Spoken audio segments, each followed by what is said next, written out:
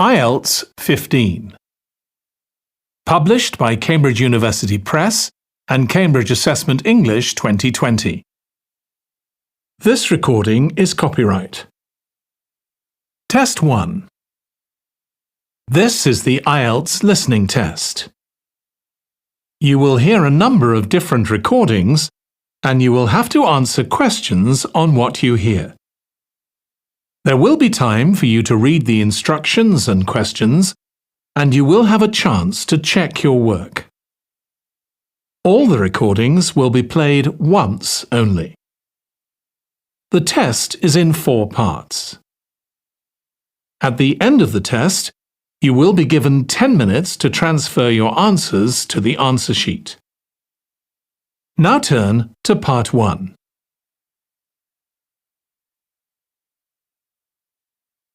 Part 1. You will hear a woman phoning a friend to get information about a job agency. First, you have some time to look at questions 1 to 5.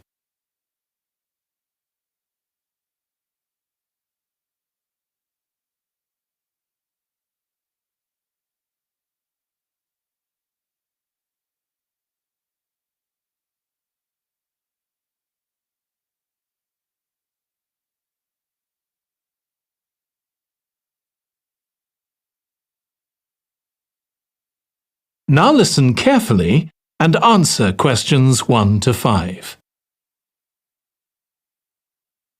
Hello, William. This is Amber. You said to phone if I wanted to get more information about the job agency you mentioned. Is now a good time? Hi, Amber. Yes, fine. So the agency I was talking about is called Bankside. They're based in Docklands. I can tell you the address now. 497 East Side. OK, thanks. So is there anyone in particular I should speak to there? The agent I always deal with is called Becky Jameson. Let me write that down. Becky Jameson. Jameson.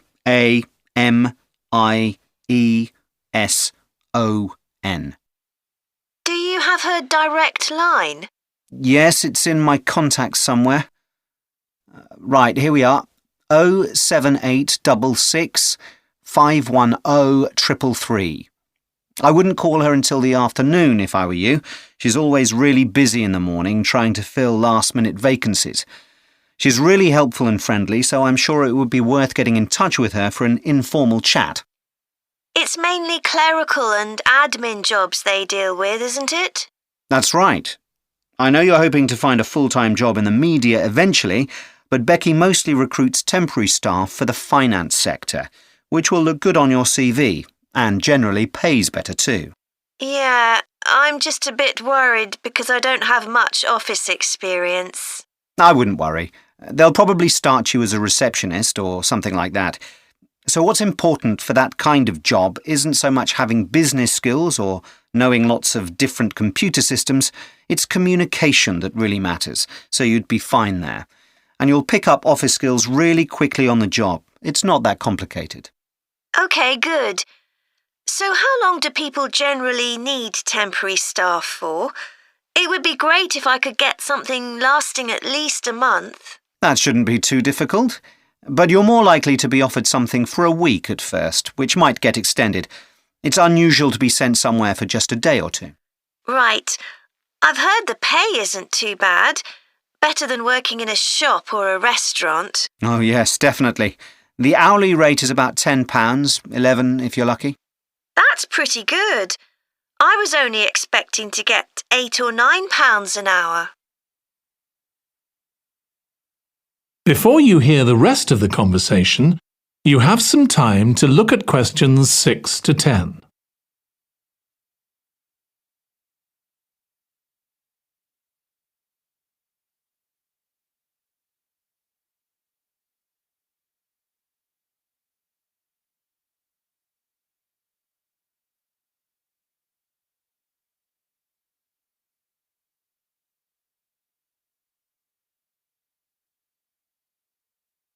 Now listen and answer questions 6 to 10.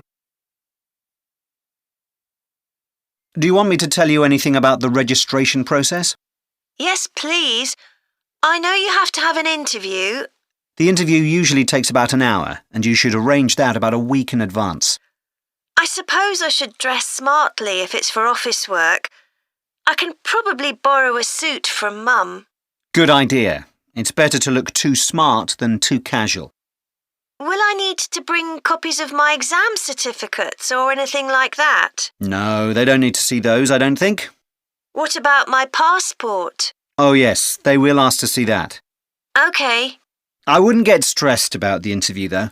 It's just a chance for them to build a relationship with you, so they can try and match you to a job which you'll like. So there are questions about personality that they always ask candidates, fairly basic ones, and they probably won't ask anything too difficult, like what your plans are for the future.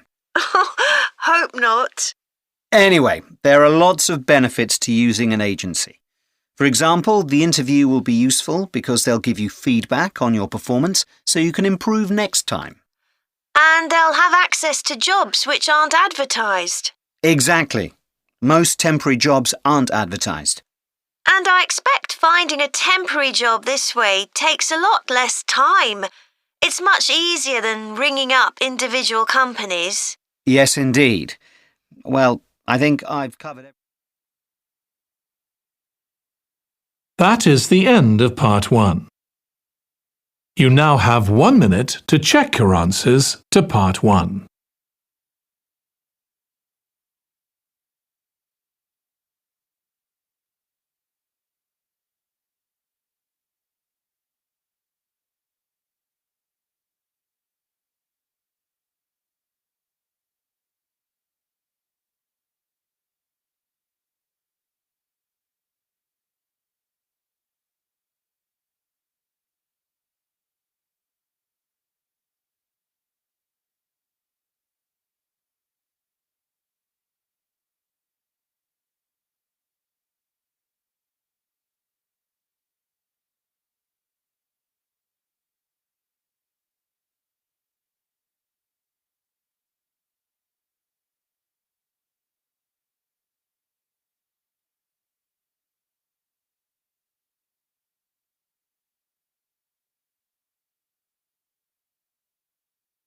Part 2.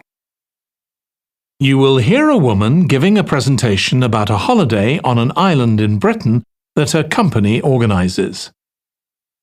First, you have some time to look at questions 11 to 14.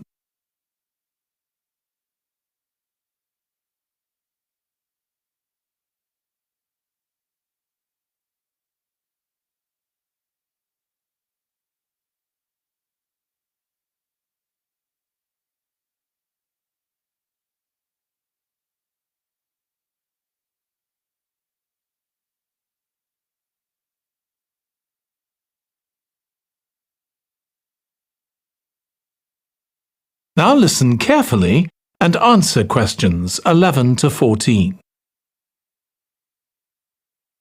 Good morning. My name's Erica Matthews, and I'm the owner of Matthews Island Holidays, a company set up by my parents. Thank you for coming to this presentation, in which I hope to interest you in what we have to offer. We're a small family-run company, and we believe in the importance of the personal touch. So we don't aim to compete with other companies on the number of customers. What we do is build on our many years' experience, more than almost any other rail holiday company, to ensure we provide perfect holidays in a small number of destinations, which we've got to know extremely well. I'll start with our 6-day Isle of Man holiday. This is a fascinating island in the Irish Sea, with Wales to the south, England to the east, Scotland to the north, and Northern Ireland to the west. Our holiday starts in Heysham, where your tour manager will meet you. Then you'll travel by ferry to the Isle of Man. Some people prefer to fly from Luton instead, and another popular option is to go by train to Liverpool and take a ferry from there. You have 5 nights in the hotel, and the price covers 5 breakfasts and dinners and lunch on the 3 days when there are organised trips. Day 4 is free, and most people have lunch in a cafe or restaurant in Douglas. The price of the holiday includes the ferry to the Isle of Man, all travel on the island, the hotel, and the meals I've mentioned. Incidentally, we try to make booking our holidays as simple and fair as possible, so unlike with many companies, the price is the same whether you book 6 months in advance or at the last minute, and there's no supplement for single rooms in hotels. If you make a booking then need to change the start date, for example because of illness, you're welcome to change to an alternative date or a different tour for a small administrative fee. Before you hear the rest of the talk, you have some time to look at questions 15 to 20.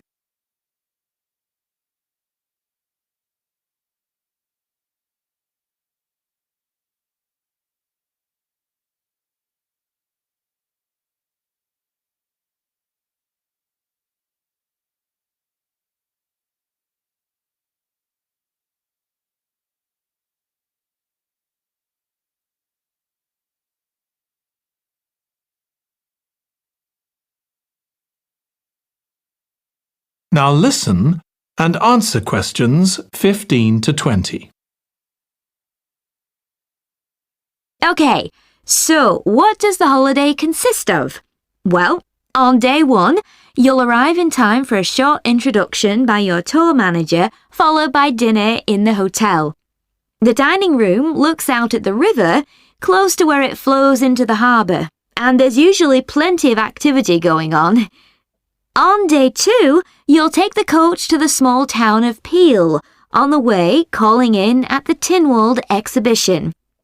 The Isle of Man isn't part of the United Kingdom, and it has its own parliament called Tynwald. It's claimed that this is the world's oldest parliament that's still functioning, and that it dates back to 979. However, the earliest surviving reference to it is from 1422, so perhaps it isn't quite as old as it claims. Day 3, we have a trip to the mountain Snaefell. This begins with a leisurely ride along the promenade in Douglas in a horse-drawn tram. Then you board an electric train which takes you to the fishing village of Laxey. From there, it's an 8-kilometre ride in the Snaefell Mountain Railway to the top. Lunch will be in the cafe, giving you spectacular views of the island. Day 4 is free for you to explore, using the pass which we'll give you. So you won't have to pay for travel on local transport or for entrance to the island's heritage sites. Or you might just want to take it easy in Douglas and perhaps do a little light shopping. The last full day, day 5, is for some people the highlight of the holiday, with a ride on the steam railway from Douglas to Port Erin. After some time to explore, a coach will take you to the headland that overlooks the Calf of Man, a small island just off the coast. From there, you continue to Castletown, which used to be the capital of the Isle of Man and its medieval castle. And on day 6, it's back to the ferry, or the airport if you flew to the island, and time to go home. Now, I'd like to tell you a bit more. That is the end of part 2. You now have 30 seconds to check your answers to part 2.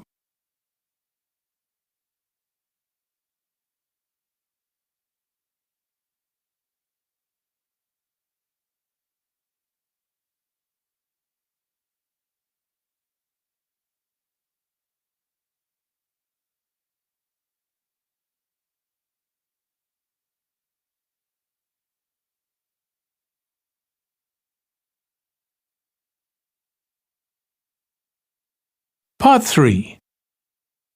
You will hear 2 psychology students discussing the effects of the order in which the children in a family are born.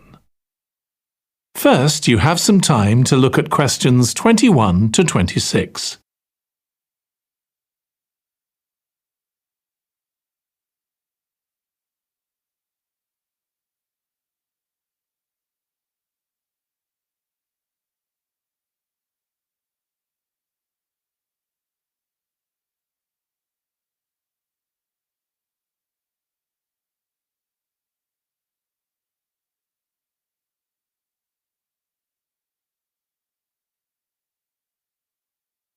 Now listen carefully and answer questions 21 to 26. Ed, how are you getting on with the reading for our presentation next week? Well, OK, Ruth, but there's so much of it. I know. I hadn't realised birth order was such a popular area of research. But the stuff on birth order and personality is mostly unreliable. From what I've been reading, a lot of the claims about how your position in the family determines certain personality traits are just stereotypes, with no robust evidence to support them. OK, but that's an interesting point. We could start by outlining what previous research has shown. There are studies going back over 100 years. Yeah, so we could just run through some of the typical traits. Like the consensus seems to be that oldest children are generally less well-adjusted because they never get over the arrival of a younger sibling. Right, but on a positive note, some studies claim that they were thought to be good at nurturing. Certainly in the past, when people had large families, they would have been expected to look after the younger ones. There isn't such a clear picture for middle children, but one trait that a lot of the studies mention is that they are easier to get on with than older or younger siblings. Generally eager to please and helpful, although that's certainly not accurate as far as my family goes. My middle brother was a nightmare, always causing fights and envious of whatever I had. As I said, none of this seems to relate to my own experience. I'm the youngest in my family, and I don't recognise myself in any of the studies I've read about. I'm supposed to have been a sociable and confident child who made friends easily, but I was actually terribly shy. Really? That's funny. There have been hundreds of studies on twins, but mostly about nurture versus nature. There was one on personality which said that a twin is likely to be quite shy in social situations because they always have their twin around to depend on for support. My cousins were like that when they were small. They were only interested in each other and found it hard to engage with other kids. They're fine now, though.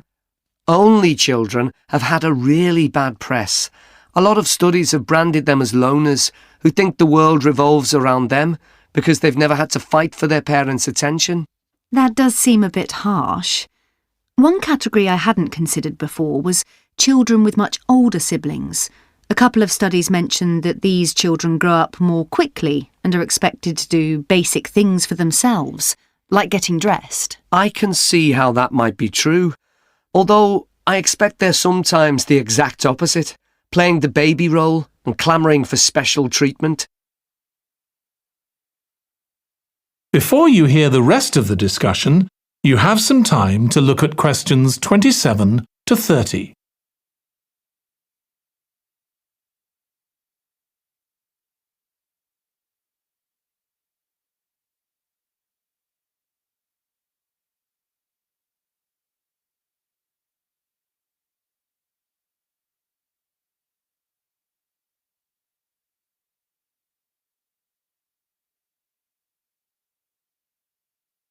Now listen and answer questions 27 to 30.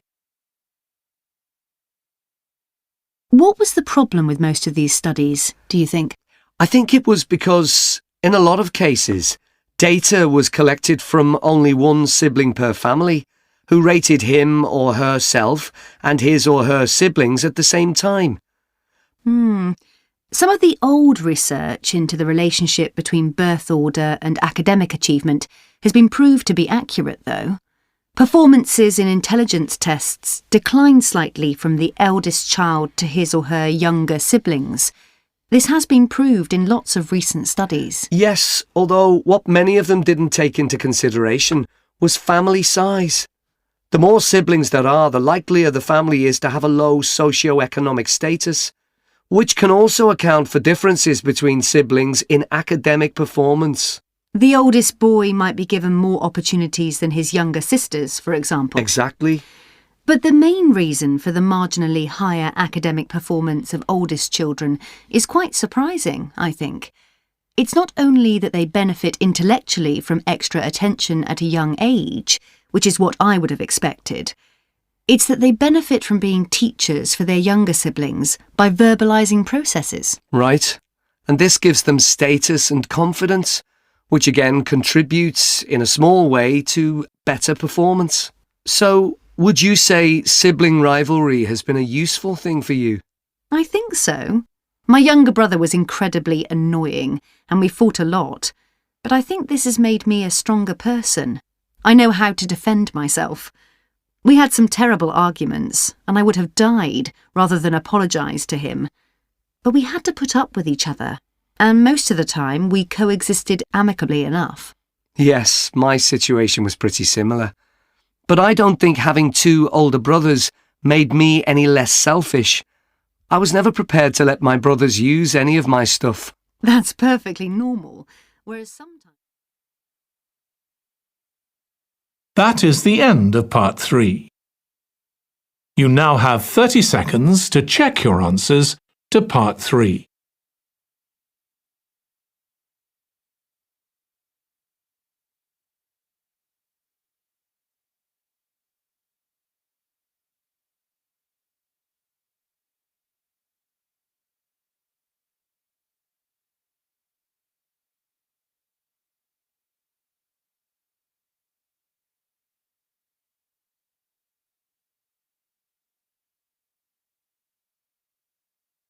Part 4.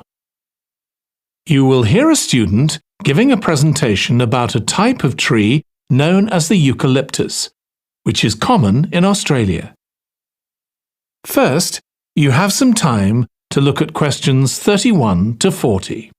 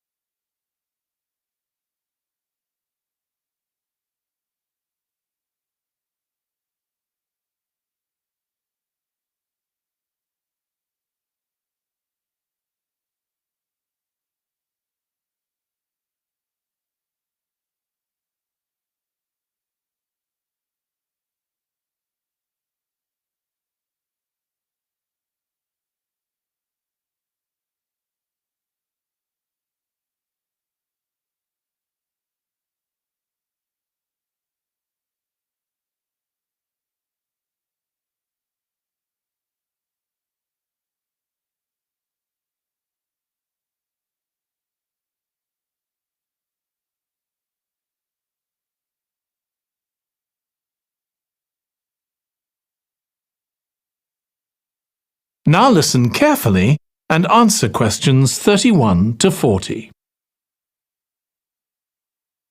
Today, I'm going to talk about the eucalyptus tree. This is a very common tree here in Australia, where it's also sometimes called the gum tree.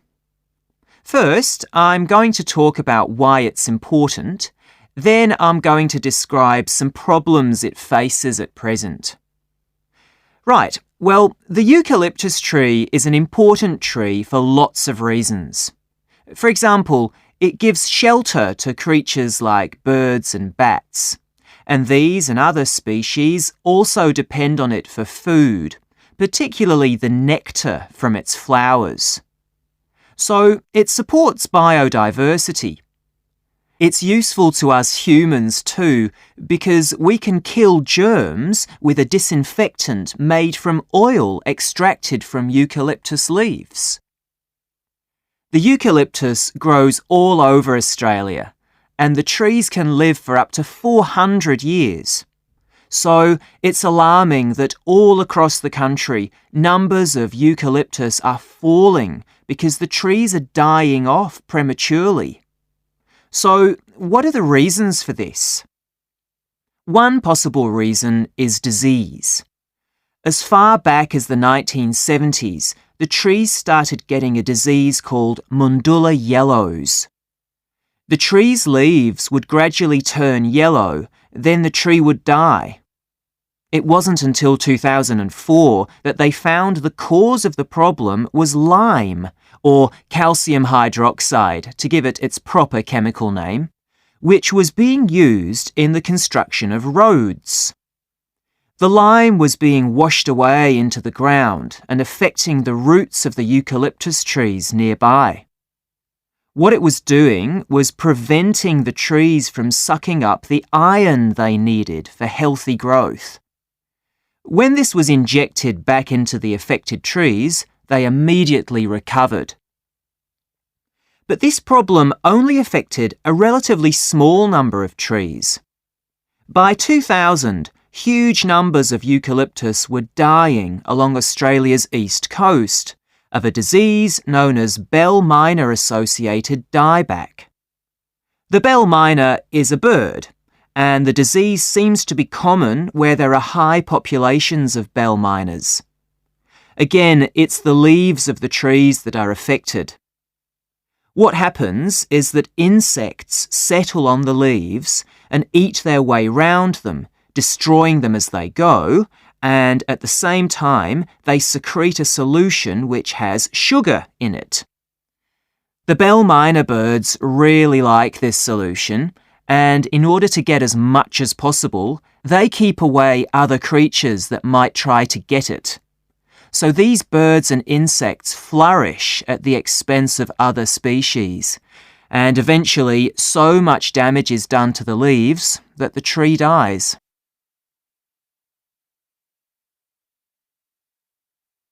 But experts say that trees can start looking sick before any sign of bell miner-associated dieback. So it looks as if the problem might have another explanation. One possibility is that it's to do with the huge bushfires that we have in Australia.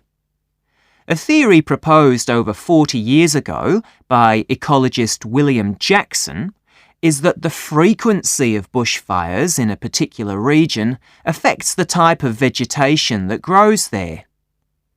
If there are very frequent bushfires in a region, this encourages grass to grow afterwards, while if the bushfires are rather less frequent, this results in the growth of eucalyptus forests.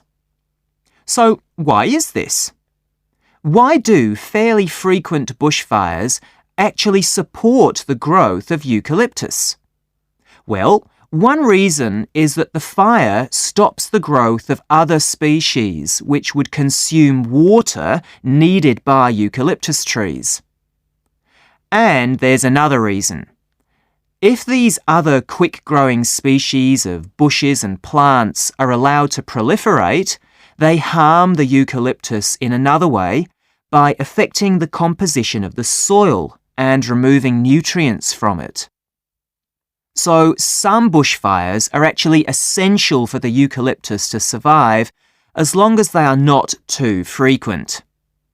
In fact, there's evidence that Australia's Indigenous people practiced regular burning of bushland for thousands of years before the arrival of the Europeans. But since Europeans arrived on the continent, the number of bushfires has been strictly controlled.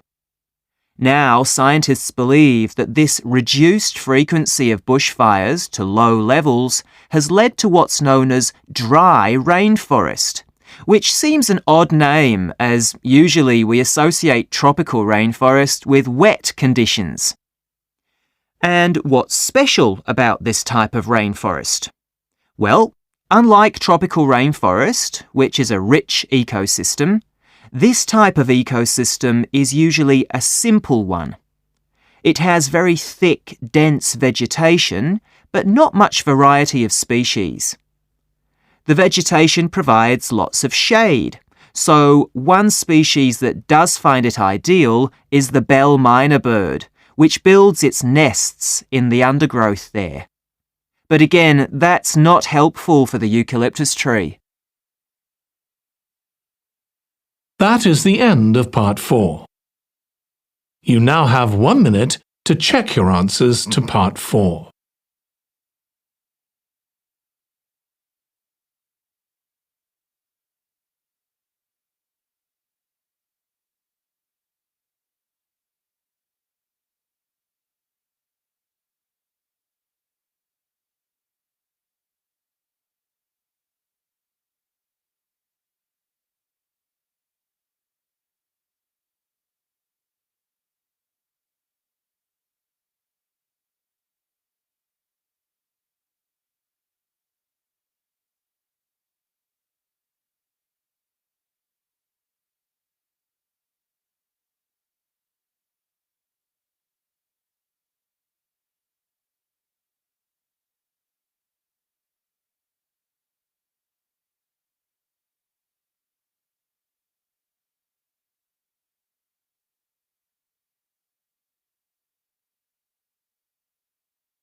That is the end of the listening test. In the IELTS test, you would now have 10 minutes to transfer your answers to the answer sheet.